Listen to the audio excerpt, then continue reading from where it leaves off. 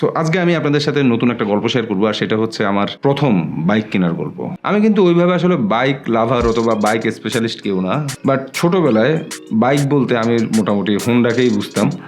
আর বাইকের স্টাইল বলতে আমি মোটামুটি আসলে হার্লি ডেভিডসনের জিপসি ক্যাটাগরির বাইক অথবা ক্রুজার বাইক অথবা ক্যাফে রেসার বাইক আমি পছন্দ করতাম।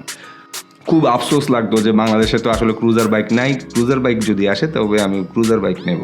রয়্যাল এনফিল্ডের বেশ কিছু মডেল আমি যখন আসলে ইন্ডিয়াতে ট্রাভেলিংয়ে গিয়েছিলাম তখন আসলে বেশ কিছু মডেল আমার কাছে ভালো লাগছিলো, স্পেশালি ক্লাসিক এবং মেটিওর তো আমার কাছে এক কথায় দুর্দান্ত লাগে, কারণ মেটিওর হচ্ছে গিয়ে ক্রুজার বাইক, আর আমি মোটামুটি ক্রুজার বাইকই আমি পছন্দ করি। তো এই চিন্তা ভাবনা করে আমি আসলে সবার সাথে আলোচনা করি, আমার বন্ধু বান্ধব, যে আসলে একটা বাইক কেনা যায়, কি বাইক কিনতে পারি বলো। রয়্যাল এনফিল্ড তো আসছে মার্কেটে, সো রয়্যাল এনফিল্ড একটা নেই, কি বলো তোমরা।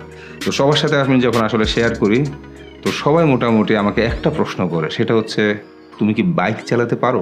আমি তাদেরকে বলি না, আমি আসলে বাইক চালাতে পারি না। তাহলে তুমি বাইক যদি নাই চালাতে পারো তবে শুরুতেই কেন আসলে 350 সিসির এত ভারী একটা বাইক তুমি নিবা, আর এত দামি একটা গাড়ি তুমি চালাতে পারো না। বাট যদি কিনো এটা গ্যারেজেই পড়ে থাকবে, তুমি এইভাবে আসলে কিনিও না। খুব ক্লোজ যারা আছে তাদের মধ্যে আমার ফ্রেন্ড বিকাশে জিজ্ঞাসা করলো তুই একটা সেকেন্ড হ্যান্ড বাইক কিন। তারপর সাইফুলের জিজ্ঞাসা করলাম, সাইফুলও বলে ভাই সেকেন্ড হ্যান্ড বাইক কিনো।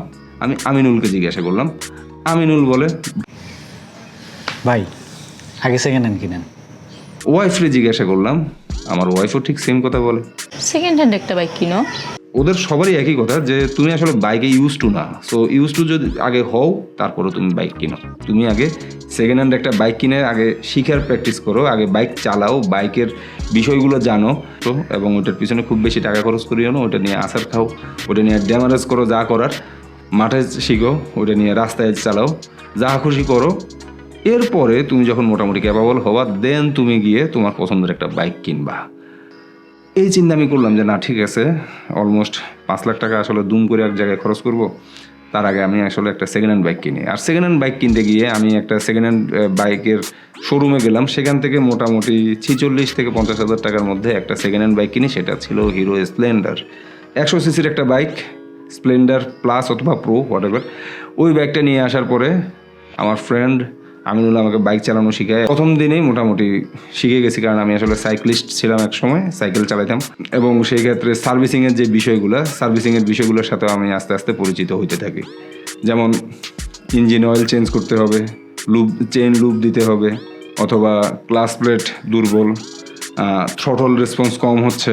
সেকেন্ড হ্যান্ড বাইক তো এই ধরনের বিষয়গুলো হচ্ছিল আমার সাথে, আর আমিও আস্তে আস্তে আসলে এই ধরনের সার্ভিসিংয়ের ব্যাপারে জানতে শুরু করি। সার্ভিসিং করতে গিয়ে আমি দেখলাম আমার প্রথমবারে সার্ভিসিংয়ে গিয়েছিল মেবি 1500 টাকার মতো, আর সেকেন্ড টাইম সার্ভিসিং যখন আমি করি তখন টোটাল মনে হয় আমার ওইবার সেকেন্ড টাইম সার্ভিসিংয়ে মনে হয় আমার 6000 টাকার মতো সার্ভিসিংয়ে চলে গেছে। আমার যে কী যে আফসোস লাগতেছিল, তখন খুব খারাপ লাগতেছিল যখন আমি দেখলাম যে আসলে সেকেন্ড হ্যান্ড একটা বাইক কিনলাম প্রায় 50,000 টাকার মতো, মানে 46 কি 47,000 টাকা নিয়েছিল, এবং সেই সাথে 8,000 টাকার মতো ওইটার পিছনে ব্যয় হয়ে গেছে। ওইটা কিনেই কিন্তু আমি বাইকটা চালানো শিখছি, এবং পরবর্তীতে যখন আমি চিন্তা করলাম যে না আসলে এখন আমি মোটামুটি ক্যাপাবল, বাইক আমি কিনতে হবে।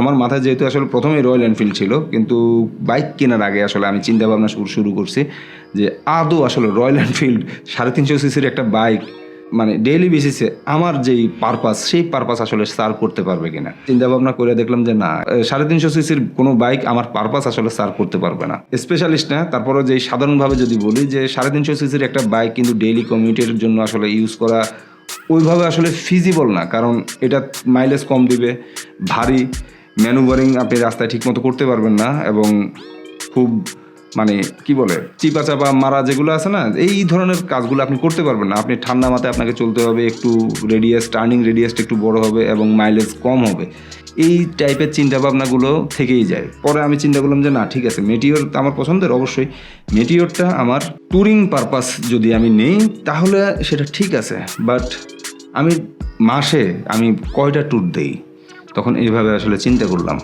এভাবে আসলে চিন্তা করতে করতে করতে করতে আমি বিভিন্ন রকমের বাইক আমি দেখা শুরু করছি। বাংলাদেশে যতগুলো বাইক আছে, বাইক কোম্পানি আছে, স্পেশালি বাজাজ, তারপর টিভিএস, এরপরে আছে ইয়ামাহা, এরপরে আছে কি যেন সুজুকি, তারপরে আছে হোন্ডা এবং চাইনিজ আরও অনেক অনেক ব্র্যান্ড আছে যেগুলা বাংলাদেশে অনেক দিন ধরে আসলে মার্কেটে আছে। তো হোন্ডার বিষয়টা আমার কাছে দুর্দান্ত লাগে, কারণ আমি ছোটোবেলায় আমি মোটর বাইক বলতে শুধুমাত্র হোন্ডাকেই বুঝতাম, এবং এটা শুধু আমি না, এটা বাংলাদেশের মেবি 90% পিপল বাইক বলতে আসলে হোন্ডাকেই বুঝে। এতটা জনপ্রিয়তার লেভেলে চলে গেছে হোন্ডা, চিন্তা করেন। পরে যেই বাইকটা আমার কাছে পছন্দ হয়েছে সেটা হচ্ছে গিয়ে হর্নেট 2.0।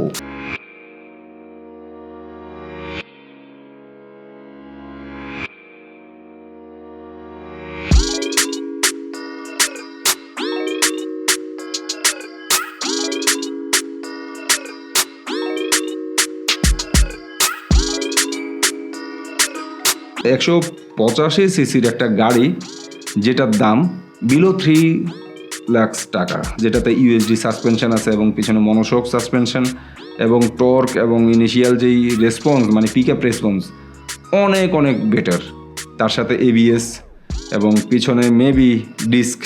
তো এই বাইকটা আমার কাছে ভালো লাগছে, মানে লুকের ক্ষেত্রেও সে মানে অনেক ভালো এবং ফিচারের দিক দিয়ে অনেক ভালো। স্পেশালি তাদের পিজিএমএফআই 185 সিসির বাইক তারা দাবি করলো 45 kilometre mileage. Can you imagine it?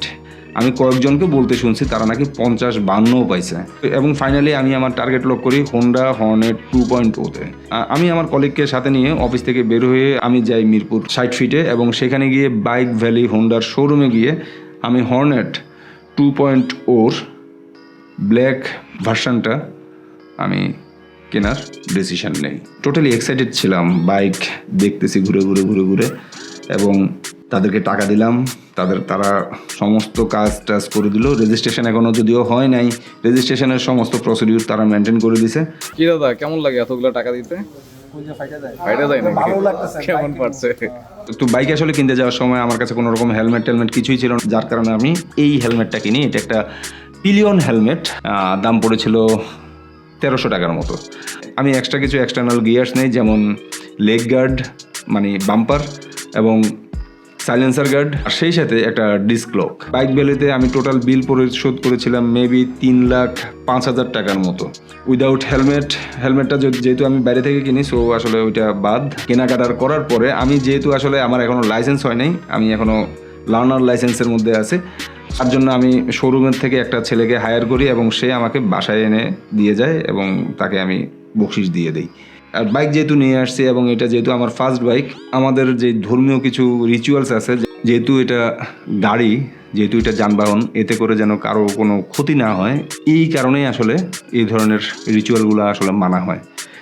আমি আমার রিচুয়ালগুলো মানলাম এবং বাইকটাকে মোটামুটি পরিশুদ্ধ করে এখন এই মুহূর্তে আপনাদের সাথে ভিডিওতে কথা বলছে। এখন পর্যন্ত বাইকে আমি মাত্র 27 থেকে 28 কিলোমিটার চালাইছি, ওই রকম আসলে চালানোর কোনো ইয়েই পড়ে নাই। আর আজকে আমি আরও বেশ কিছু জিনিসপত্র কিনছি, সেগুলো আমি আপনাদেরকে দেখাই। যে হেলমেটটা আসলে আমি প্রথম দিন কিনছি ওইটা তো আসলে ওই রকম সার্টিফাইড কোনো হেলমেট না। তো আজকে আমি আরও বেশ কিছু জিনিস কিনছি, যেটা একটা সার্টিফাইড হেলমেট, সেটা হচ্ছে MT। এই মডেলটা কি সেটা আমি শিওর বলতে পারতেছি না, কারণ এই ব্যাপারে আমার এখনও কোনো আইডিয়া নেই। এটা ডট সার্টিফাইড এবং ECE সার্টিফাইড। হেলমেটটা বেশ ভালো লাগছে আমার কাছে। এটার দাম পড়েছে অলমোস্ট 12,000 টাকার মতো এবং লুকটা কিন্তু সেই। তারপর যেটা নেই সেটা হচ্ছে গিয়ে গ্লাভস। এই যে একটা LS2 গ্লাভস, তারপরে নিলাম একটা মাইক্রোফাইবার ক্লথস, এরপরে নিলাম ব্যান্ডেনা। সো বাইক কেনার গল্প আপনাদের সাথে আমি আপাতত শেয়ার করছি। এখন আমি যাব আসলে মোটো ব্লগ করার কিছু জিনিসপত্র কিনতে, স্পেশালি ক্যামেরা, তারপর মাইক্রোফোন। এই জিনিসগুলো আমি একটু পরে কিনতে যাব এবং আশা করি পরের ভিডিওগুলোতে ওই জিনিসগুলোর আনবক্সিং এবং রিভিউ আপনাদের সাথে আমি শেয়ার করতে পারবো। ততদিন পর্যন্ত ভাই ভালো থাকেন, সুস্থ থাকেন। পরের ভিডিওতে আবার আপনাদের সাথে দেখা হবে। Bye, take care, tata, piece.